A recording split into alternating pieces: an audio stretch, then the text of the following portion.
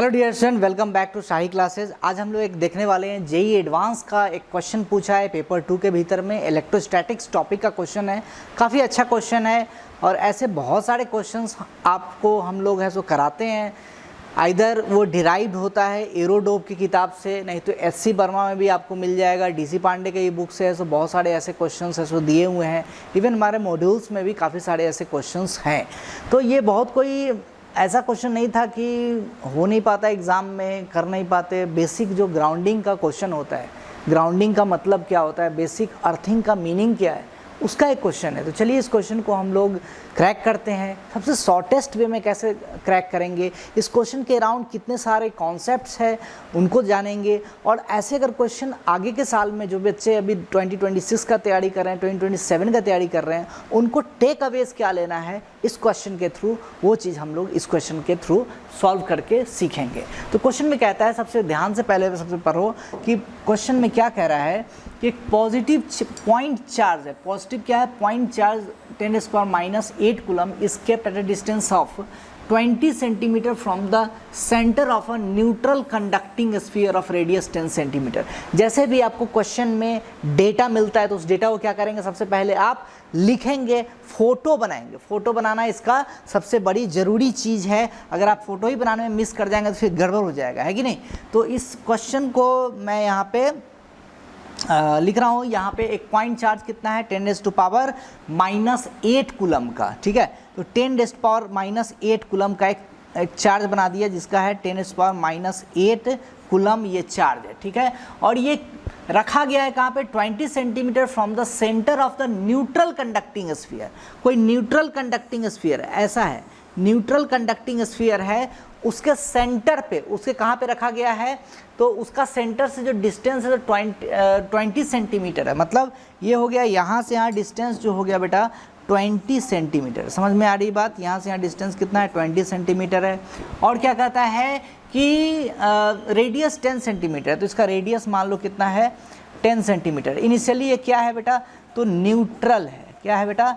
Neutral है। Neutral होने का मतलब कोई चार्ज उस पर नहीं है। अब क्वेश्चन में देखो, the sphere is then grounded. अब नया इसमें खेला शुरू कर रहा है। क्या खेला क्या है, तो the sphere is then grounded. Grounded मतलब उसको आप ग्राउंड से जोड़ दिए, है ना। ग्राउंडेड कहने का मतलब क्या हुआ कि ग्राउंड का कॉन्सेप्ट क्या होता है कि उसका पोटेंशियल जीरो हो जाएगा। किसी भी कंडक्टर को अगर आप ग्राउंड करते हो इसका मतलब क्या होता है बेटा, इसका पोटेंशियल जीरो होता है। कई बार बच्चे सोचते हैं कि सर उसका चार्ज जीरो हो जाएगा। चार्ज जीरो हमेशा नहीं होता है, ठीक है ना। क्या जीरो होता है हमेशा? Potential is always zero for any conductor which is actually grounded. जैसे ही ग्राउंड करोगे मोमेंटरीली होता है, एकदम फास्ट होता है, इंस्टेंटेनियसली वो चेंज कर जाएगा, चार्ज को ऐसे रीडिस्ट्रीब्यूट करेगा so that potential at the surface becomes zero. Okay, question में अब क्या किया, द स्फीयर इज देन यह कहता है कि and the charge of the sphere is then measured. ये सबसे की पॉइंट है कि charge of the sphere is measured. अब जैसे ही न्यूट्रल कंडक्टर को आपने ग्राउंड किया है तो उस पर कुछ चार्ज आ जाएगा, ठीक है ना। प्लस चार्ज हो सकता है, माइनस चार्ज हो सकता है। तो लेट अस सपोज कि, तो हमने क्या माना है बेटा, यहाँ पे चार्ज इस पे कितना है, क्यू चार्ज है, और यहाँ पे जो चार्ज है 10⁻⁻10 कूलम है। तो अब हमको क्या करना है, हमको करना है कि इस कंडक्टर का पोटेंशियल को जीरो करना है। अब कंडक्टर का पोटेंशियल जीरो करने का मतलब क्या है, कंडक्टर के हर एक पॉइंट का जो पोटेंशियल होगा सो जीरो होगा।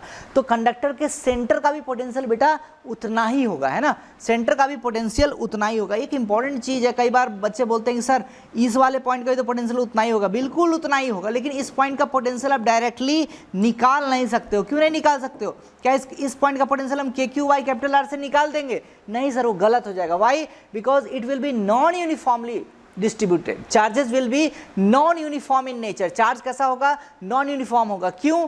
क्योंकि देखो उसका भी पूरा कहानी है, कहानी पूरा समझाना पड़ेगा। अब शॉर्ट में सुन लो कहानी क्या है। ये चार्ज बाहर का चार्ज है। अब कंडक्टर के भीतर में क्या होगा, इलेक्ट्रिक फील्ड हमेशा जीरो होता है। तो electric field let us suppose कोई एक पॉइंट है, लेट अस सपोज कोई एक पॉइंट है, यही पॉइंट है, सेंटर वाला पॉइंट है। तो सेंटर पे इलेक्ट्रिक फील्ड क्या हो जाएगा, जीरो। तो अब इसके कारण क्या इलेक्ट्रिक फील्ड जीरो हो रहा है? नहीं हो रहा है सर। ये 10⁻⁸ कूलम में पॉजिटिव चार्ज है, इसका इलेक्ट्रिक फील्ड कैसा होगा, ऐसा होगा, रेडियल डायरेक्शन में। इसका मतलब क्या हुआ कि ये जो कंडक्टर है उसका चार्ज यूनिफॉर्मली डिस्ट्रीब्यूटेड तो कभी हो ही नहीं सकता है। क्यों? कि अगर यूनिफॉर्मली डिस्ट्रीब्यूटेड अगर इसका चार्ज हो गया तब तो सेंटर पे तो जीरो फील्ड ये क्रिएट कर देगा, लेकिन सेंटर पे फील्ड कितना होगा? कंडक्टर के अंदर में किसी भी पॉइंट पे इलेक्ट्रिक फील्ड क्या होता है? जीरो होता है। इसी कारण फील्ड तो नॉन जीरो है, और अगर ये यूनिफॉर्मली चार्ज डिस्ट्रीब्यूशन है तो इसी कारण यहाँ पे फील्ड क्या हो जाएगा? जीरो हो जाएगा। इसका मतलब क्या है? In order to make the electric field zero at the centre, the charge will distribute so that net electric field at the centre becomes zero. अब वो कब हो सकता है? यूनिफॉर्मली डिस्ट्रीब्यूशन के कारण नहीं हो सकता है। Charge will have to distribute non uniformly. Okay, इतना समझ में आ गया, इतना कहानी। तो इसी पे कहानी है कि अगर पोटेंशियल इस पॉइंट पे अगर मैं बात करूं इस पॉइंट का पोटेंशियल निकालने का, तो इस पॉइंट का पोटेंशियल भाई KQ/R से नहीं निकलेगा। क्यों नहीं निकलेगा? वो फॉर्मूला सर होता है यूनिफॉर्म चार्ज डिस्ट्रीब्यूशन का। बार बार समझो इस बात को। आप जो पोटेंशियल निकालते हो सरफेस का KQ/R, that is for the uniform charge distribution. यहाँ पे नॉन यूनिफॉर्म चार्ज डिस्ट्रीब्यूशन है, तो सर सेंटर का कैसे निकाल दोगे? अरे भाई सेंटर एक ऐसा खास पॉइंट है, centre is a very peculiar point, बड़ा खास पॉइंट है। कैसा खास पॉइंट है? ऐसा खास पॉइंट है कि सारे चार्जेस का इक्विडिस्टेंट है। इक्विडिस्टेंट अगर होगा तो KQ/R से उसका पोटेंशियल निकल जाएगा। तो बस इतना कहानी जिस बच्चे को फटाफट दिमाग में आ रहा है वो रेल देगा क्वेश्चन को, अदरवाइज दिक्कत हो जाएगा उसको। समझ में आ रही है बात? अब देखो इस क्वेश्चन को कैसे सॉल्व करेंगे। ये इसके कारण इस पॉइंट पे पोटेंशियल निकालिए, तो KQ/R मतलब K टाइम्स 10⁻⁸। अरे इसका डिस्टेंस कितना है इसका यहाँ से? तो 20 सेंटीमीटर। तो 20 सेंटीमीटर 0.2 मीटर है, ठीक है।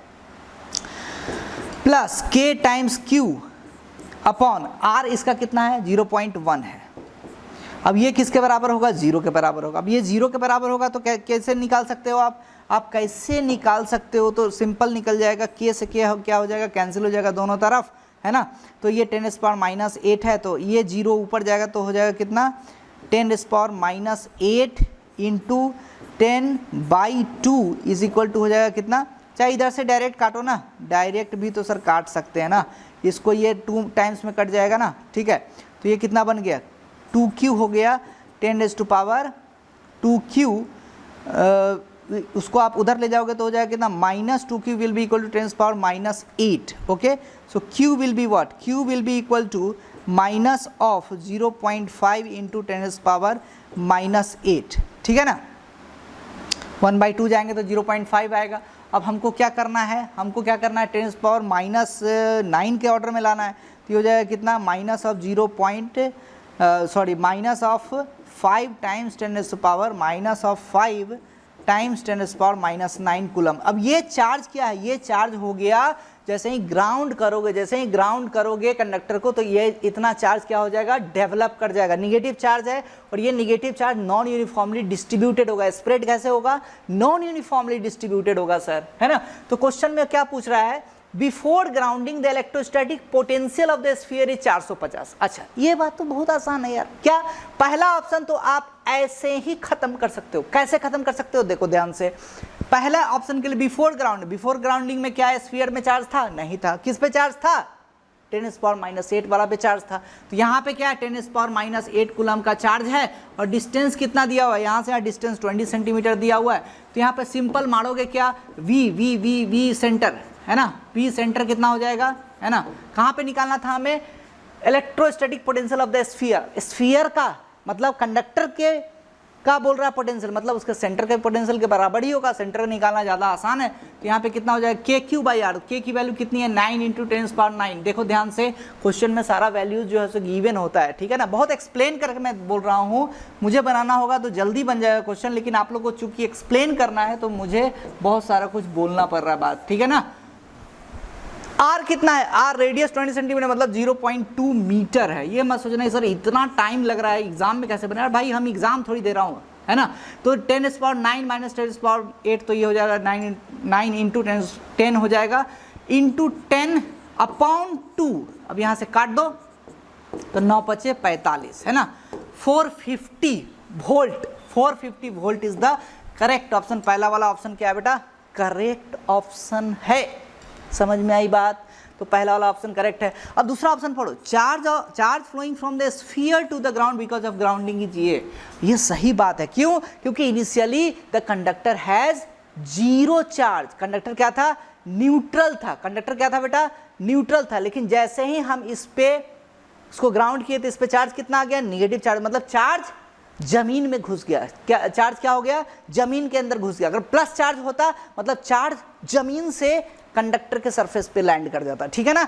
तो सेकेंड वाला ऑप्शन भी आपका बेटा सही है, सेकेंड वाला ऑप्शन भी सही है। आफ्टर ग्राउंडिंग इज रिमूव्ड, अब कहता है आगे का क्वेश्चन पढ़ो जरा, कहता है the grounding is then removed and subsequently the point charge is moved by the distance 10 centimetre further away from the centre. अच्छा ठीक है, तो कहता है after the grounding is remove the charge on the sphere is this. हाँ, जैसे ही grounding को remove भी कर दोगे, यहाँ से कनेक्शन को कट कर दोगे, यहाँ से क्या कर दोगे बेटा, कनेक्शन को कट कर दो, कट कर दिया कनेक्शन को, तो कनेक्शन कट करने के बाद क्या हो जाएगा, इस पे चार्ज तो आइसोलेटेड कंडक्टर की तरह रह जाएगा। जितना चार्ज आ गया, जैसे ही कनेक्शन काट देंगे तो चार्ज ऊपर ना जाएगा ना नीचे आएगा, ठीक है ना।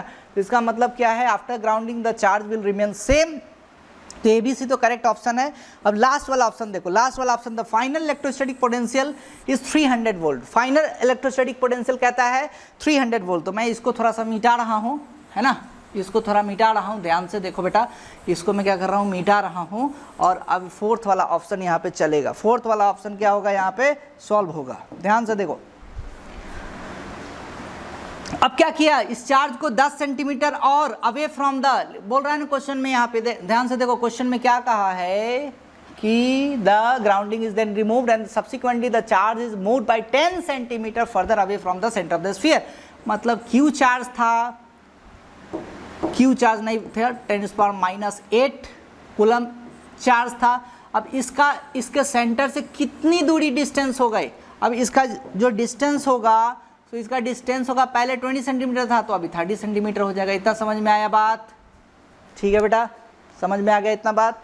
अब आगे देखो, अब इसके कारण इस पॉइंट पे फील्ड निकालो, पॉइंट चार्ज का फील्ड कितना होगा। तो पॉइंट चार्ज का अगर फील्ड निकालेंगे तो KQ/R, K का वैल्यू है 9 × 10⁻⁹ और Q का वैल्यू कितना है 10⁻⁸ बटा में क्या लोगे आप, R का मतलब 3 सेंटीमीटर, मतलब 3/10, मतलब 3 ऊपर में एक 10 चला जाएगा। तो मतलब क्या हो गया, ये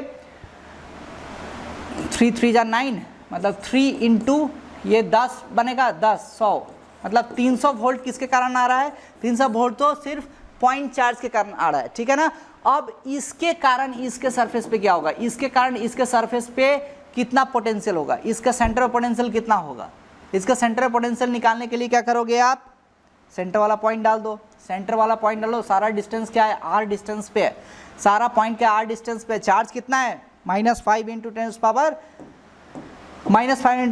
10⁻⁹ है, तो डालो, वैल्यू डालो, कितना होगा, यहाँ से जो होगा 9 × 10⁻⁹ टाइम्स Q का वैल्यू कितना है, कितना आया था, -5 टाइम्स 10⁻�9 अपॉन रेडियस कितना है इसका, यहाँ से यहाँ इसका सॉरी ये रेडियस कितना है 10 सेंटीमीटर है, कैपिटल R डालते हैं ना, 10 सेंटीमीटर मतलब 1, ऊपर चला जाएगा 10। तो अब ध्यान से देखो, इससे हो गया कैंसिल, है ना।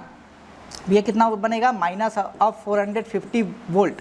तो ये -450 वोल्ट है, ये 300 वोल्ट है, दोनों का स्केलर सम करेंगे तो क्या आएगा, -150 वोल्ट। तो ये आंसर क्या हो जाएगा, -150 वोल्ट। अगर ये रहता तो डी वाला जवाब भी सही होता। यहाँ पे जवाब क्या बनेगा बेटा, यहाँ पे जवाब क्या बनेगा, यहाँ तो जवाब बन जाएगा A, B एंड C।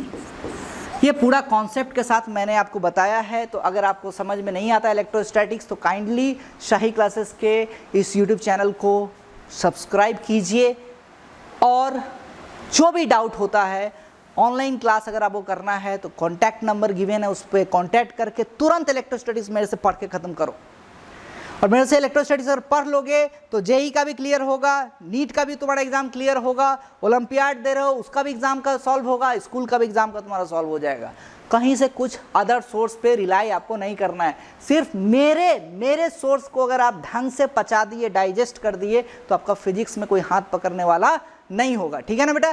तो ध्यान से आप शाही क्लासेस को, चैनल को सब्सक्राइब कीजिए, केशव सर से आप पढ़ाई कीजिए, ऑनलाइन ऑफलाइन। अगर आप गुवाहाटी में रहते हैं, अगर आप गुवाहाटी में रहकर नीट और JEE का तैयारी कर रहे हैं तो शाही क्लासेस गुवाहाटी जू रोड सेंटर पे हम लोग का ऑफलाइन सेंटर चल रहा है, काइंडली विजिट कीजिए। हमारा जो जू रोड जू के जस्ट अपोजिट में है सो आपका बोड़ा मार्केट कॉम्प्लेक्स है, उसमें 3rd फ्लोर पे शाही क्लास का ऑफलाइन सेंटर खुल चुका है। आइए धमाल मचाइए, सीखिए और क्वेश्चन को उड़ाइए, फोड़िए, एग्जाम में पास कीजिए, बढ़िया से लाइफ एंजॉय कीजिए। मिलते हैं नए वीडियो में, तब तक के लिए अच्छे से पढ़ते रहिए। धन्यवाद, जय हिंद।